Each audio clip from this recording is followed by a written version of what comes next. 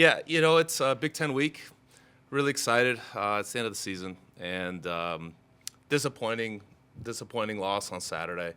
That match we were both 4-4, Nebraska and us, and so the winner is the fifth seed. We finished sixth in a 4-3 match, and but that's why you play. And doubles point has been really good to us, and unfortunately we didn't have that. And but all season long, doubles have been great. We pride ourselves in it, but we're hopefully going to be a little bit sharper this week. But we're going to need to do a lot this week to qualify for NCAAs. But we're going to focus first on Northwestern. And it was a match that we had a couple weeks ago and lost the doubles, but played great in singles. Probably one of our better performances in singles against a team of that caliber, especially early on. But it's been overall a very successful year. We didn't reach the top four again like we did last year when we got the third seed. But I think the Big Ten is also deeper this year. And so it's a very good league. We're going to have, for sure, 4 teams in the tournament right now and hopefully a couple more. So, but I think it's a testament to the league, and it's gotten better from a year ago.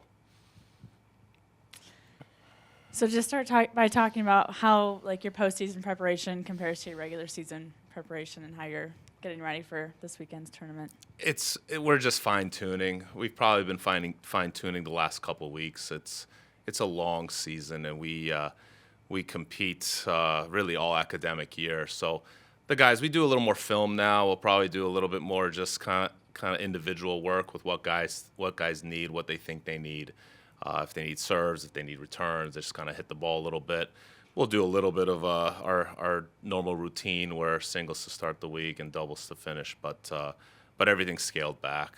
We've got a little bit of film to watch from last weekend, and we played Northwestern 2 weeks ago, so we can revisit that film again and see and maybe pick up a few more tendencies and see where we can improve. But the learning's been done for a while now. Now it's just making sure we're healthy, we're feeling good, and more importantly, finding that excitement to compete hopefully more than 1 week. But if this is our last week, we're gonna give it everything, and the guys are really close. It's a really great group.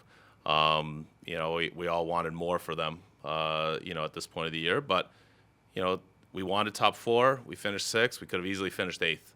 So that's how good the league is. So we're still in good spirits and really pumped to play a Northwestern team that I know we can still beat for sure.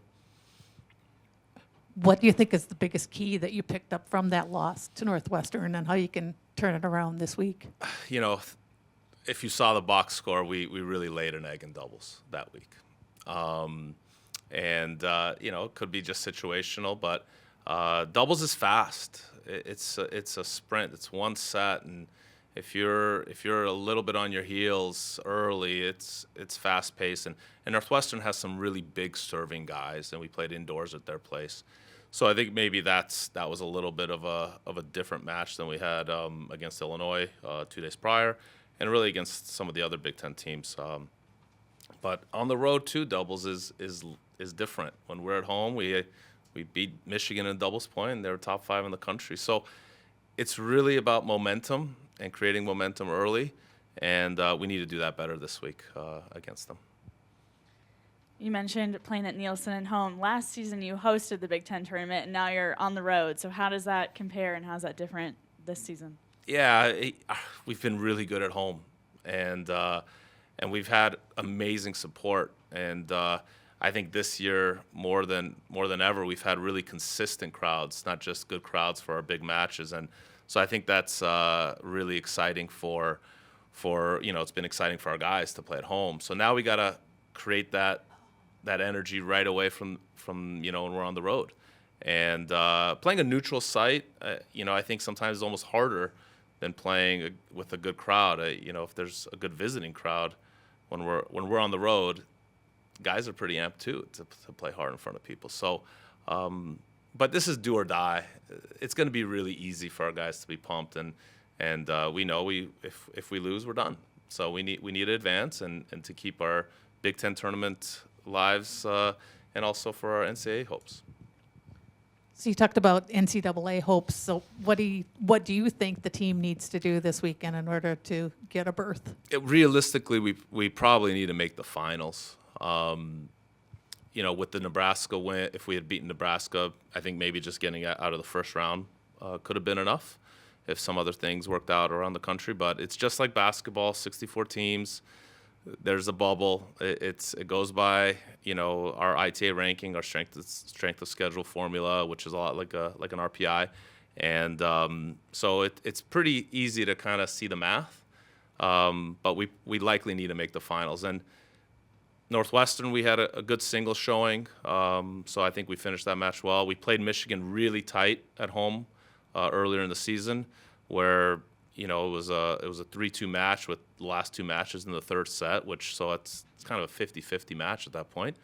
So you swing away, and our guys should feel loose. We should feel no pressure.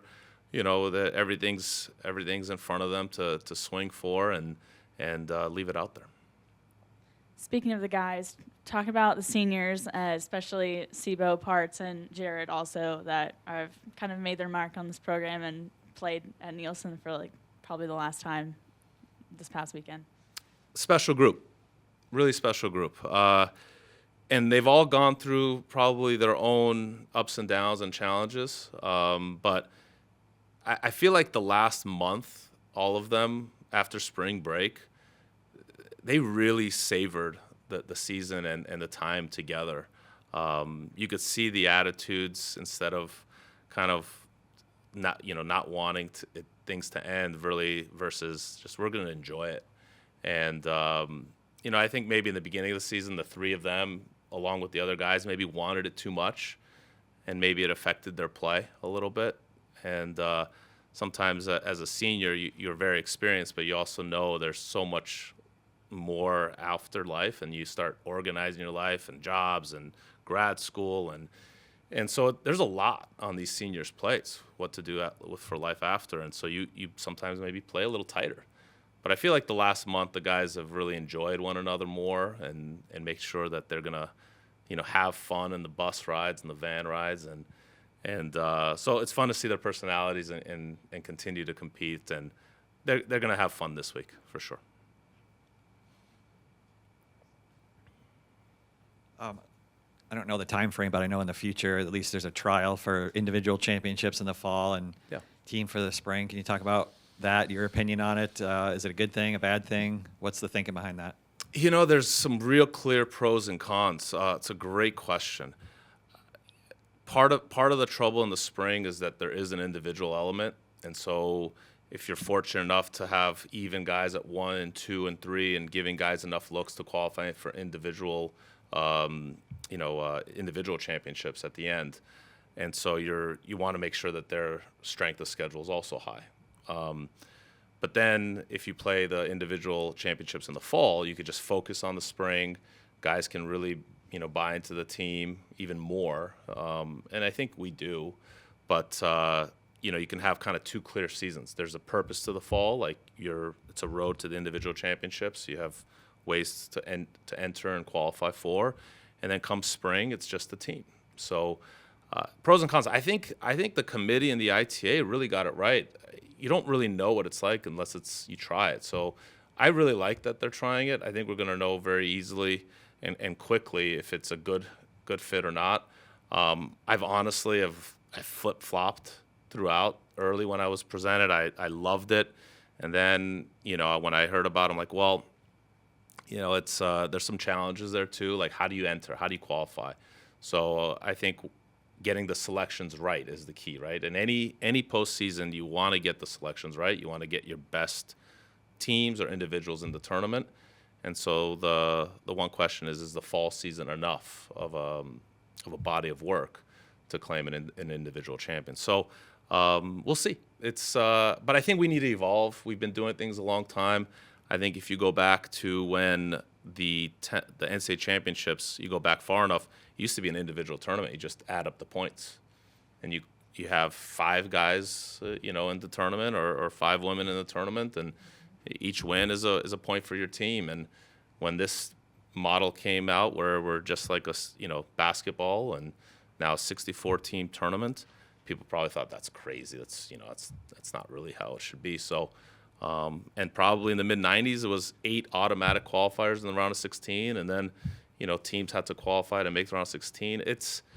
You got to keep evolving as a sport, and probably every sport has to do that. So, I think we got it right to say, hey, let's try this, let's see if it works, and then we'll know which way to go.